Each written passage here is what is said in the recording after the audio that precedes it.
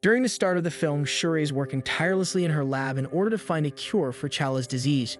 Ramonda informs Shuri that her brother has passed away when she finds a solution that might help. The Kingdom of Wakanda holds a funeral procession for its beloved king. All the citizens are dressed in white, and a mural of T'Challa has been painted. Shuri and Ramonda take T'Challa's coffin outside until a ship arrives to carry it upstairs. Shuri takes a final moment to weep over her brother's coffin as the kingdom shows the Wakandan salute. A year later, Ramonda arrives at the United Nations. The U.S. Secretary of State accuses Wakanda of failing to keep its promise to intervene in the affairs of the world. The French foreign minister also notes that he believes the Wakandans are storing the vibranium to build weapons of mass destruction. Ramonda replies that they are still grieving for T'Challa and that they know what would happen if the vibranium fell into the hands of outsiders. The night before, O'Malley's facility was infiltrated by mercenaries trying to acquire vibranium, but they were met by Dora Milaje warriors led by Okoye, who quickly put them all out of commission. The Dora Milaje then bring the captured mercenaries to the front of UN, where Okoye forces them to their knees. Before they leave, Ramonda warns that any further attempt like this will be met with a violent response. In the Atlantic Ocean, a team from CIA, led by Dr. Graham, works with a vibranium detection machine. Two divers go underwater and find that their mine drill has been destroyed just before the two are abducted and killed by unseen assailants. Moments later, a tribe of blue-skinned Talokans emerge and attack the ship, killing everyone on board. Dr. Graham and her colleague try to escape in a helicopter, but the Talokan leader, Namor, grabs the helicopter and hurls it into the sea. Ramonda and Okoye return to Wakanda, where Ramonda finds Shuri continuing her work on new technology. While her mother suggests she continue working on her synthetic heart-shaped herb to bring back the Black Panther, Shuri refuses, believing the Black Panther to be a relic and only trying to recreate the herb to save T'Challa. Ramonda then takes Shuri to the waterfront to attempt to burn her ceremonial robes to end the mourning period and celebrate T'Challa's life. Shuri expresses her anger at the world over her brother's death. Moments later, they encounter Namor, who informs Ramonda and Shuri he was not pleased with T'Challa's decision to expose Wakanda to the rest of the world, as it left his kingdom open and vulnerable to attack, as the Talokans also possess vibranium.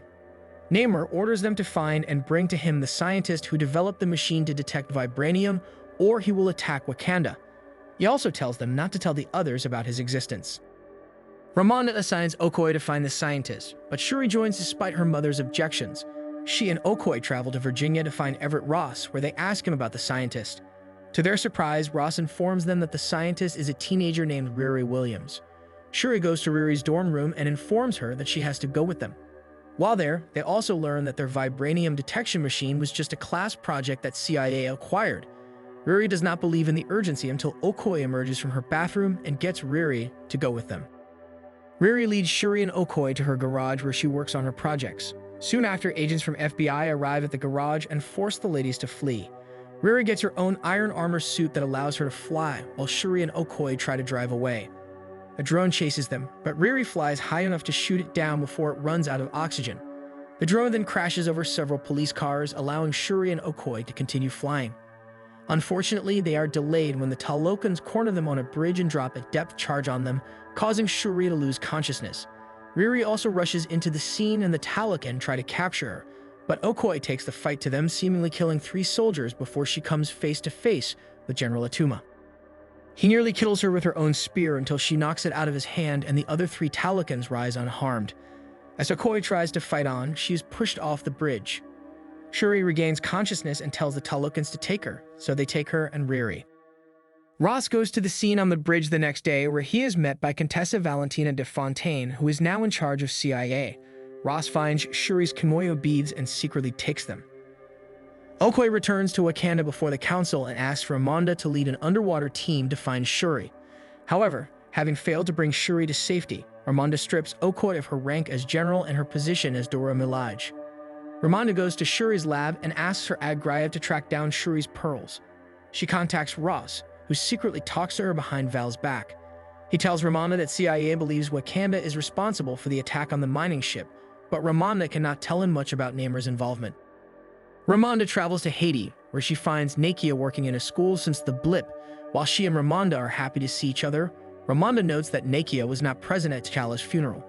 Nakia tells her that she could not bear the thought that this was the end of his life, though Ramonda reminds her that for Wakandans, death is never the end. She asks Nakia for help in saving Shuri. Nakia speaks with a villager on the Yucatan Peninsula who has seen Namor and describes his legend as Kukulkan, the feathered serpent god. Down in Talokan, Shuri is given traditional robes before she meets with Namor.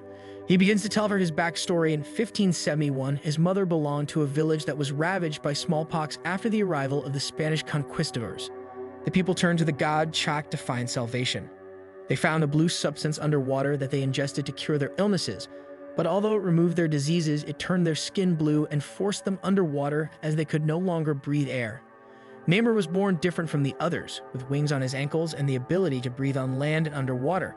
His mother died heartbroken because she missed her life on the surface, and when he went to bury her, he found the conquistadors raiding and enslaving the villagers.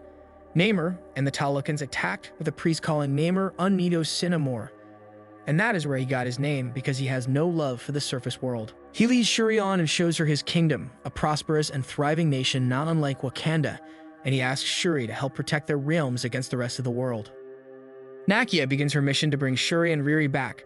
Meanwhile, Ramonda meets with Namor after speaking with Ross, who informs her that CIA wants to take action against Wakanda because of the attack on the mining ship. When she tells Namor to take responsibility, he warns Ramonda not to retaliate against the Wakandans if they endanger Talokan. Nakia makes her way underwater and neutralizes Namor's cousin Namora before she can attack Shuri. Another Talokan warrior grabs Shuri, but Nakia hits her with a deadly sonic blast.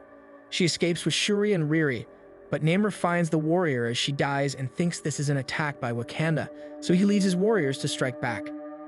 In the city, Nakia meets Okoye again, but they soon see the area flooded before they realize they are under attack. The Talokans begin to water bomb the city, flooding the towns and destroying the buildings. M'Baku leads his Jabara warriors into battle while Shuri tries to fight back with her technology. Namor makes it to the palace and bombards it with water, sinking Ramonda and Riri. Namor orders Shuri to join them in attacking the surface world, or Wakanda will be completely destroyed.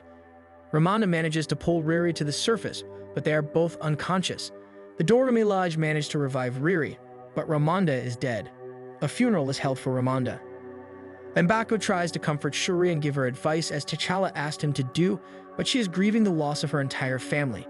Meanwhile, Val has Ross arrested after learning that he has been secretly talking to Ramonda. While the rest of Wakanda prepares for Namor's return, Shuri finishes work on her Midnight Angel suits for Okoye and another Dora Milaje warrior, Aneka, while Riri works on her own iron suit. Shuri finds out that the bracelet Namor gave her contains a material the Talokans use to live underwater. She mixes it with T'Challa's DNA to successfully create a synthetic heart-shaped herb. Along with Nakia and Okoye, Shuri ingests the herb and heads to the ancestral plane, hoping to see Ramonda, who shows her the way. Instead, she is met by an unwanted presence. He tells her that she sees him because she is driven by her desire for revenge against Namor for the death of her mother and her anger over the death of her brother, and explains that she is just like him. Killmonger also says T'Challa is too noble and would have spared Namor as well as Zemo after his father was killed. When Shuri wakes up, she cannot tell Nakia that she has seen Killmonger and feels that her mother and brother have abandoned her. However, she knows that it is now up to her to lead the kingdom into battle, and so she sets out to find her own helmet. As the tribes deliberate their next move, a ship flies overhead and Shuri descends for the first time in her new Black Panther outfit. M'Baku proudly announces that the Black Panther is alive. Shuri then gives a speech about what they need to do next. Shuri and Riri devise a plan to lure Namor into a dry area to weaken him so he can be defeated. The Wakandans board a ship to prepare for battle and send out a signal from another vibranium detection machine to lure the Talokans to them. A showdown ensues, with the Talokans attempting to board the ship while Dora Milaje and Jabari warriors fight back. Riri shows up in her new Ironheart armor suit, while Okoye and Aneka fly in with their Midnight Angel suits. Namor rises high enough for Riri to hit him with a blast, and Shuri captures him with her ship to vaporize the water on his skin. Riri is attacked by Namora, while Okoye has a rematch with Atuma. Riri blasts Namora into the sea, while Okoye pushes Atuma off the ship. Namor tries to destroy the ship with his spear, but Shuri fights him with her suit. Shuri tries to make the ship fly towards the desert, but Namor manages to break it and destroy it, so they crash. Shuri and Namor continue their fight, with Namor still having enough power to defeat Shuri and impale her. Thinking of Killmonger's words, Shuri is able to free herself and heal before turning back to fighting Namor. She uses her ship's exhaust to fire enough heat at Namor to severely weaken him. She grabs his spear and prepares to deal him the death blow, until she sees a vision of Ramonda speaking to her, telling her to show him who she really is. Shuri orders Namor to surrender so that none of her people will have to suffer from her desire for revenge, and Namor agrees. He complies and is taken back to the Talokans to break off their fight and return home. In the aftermath, Shuri sends Riri back to Boston, but tells her she must leave her suit there because she fears the US will resume the dispute with Wakanda. She gives Riri the car that belonged to her father and is now repaired. Back in Talokan, Namor talks to Namora and explains to her that it was necessary to ally with Wakanda because they have no other allies to protect them, and that this will be to their own advantage. Meanwhile, Okoye sets out to free Ross from captivity. Shuri travels to Haiti to meet up with Nakia on a beach, as she says she has one more thing to do. She sits by a bonfire and burns her ceremonial robes as she sits down to reminisce about T'Challa and finally mourn his death. During the credits, Nakia brings in a boy, Toussaint, who is her and T'Challa's son and thus Shuri's nephew. Nakia confirms that Ramonda met him before she died and that he lived there peacefully. Toussaint tells Shuri that his Wakanda name is T'Challa. Shuri sits there and smiles, knowing that her brother's legacy lives on. The last thing we see is a dedication to Chadwick Boseman.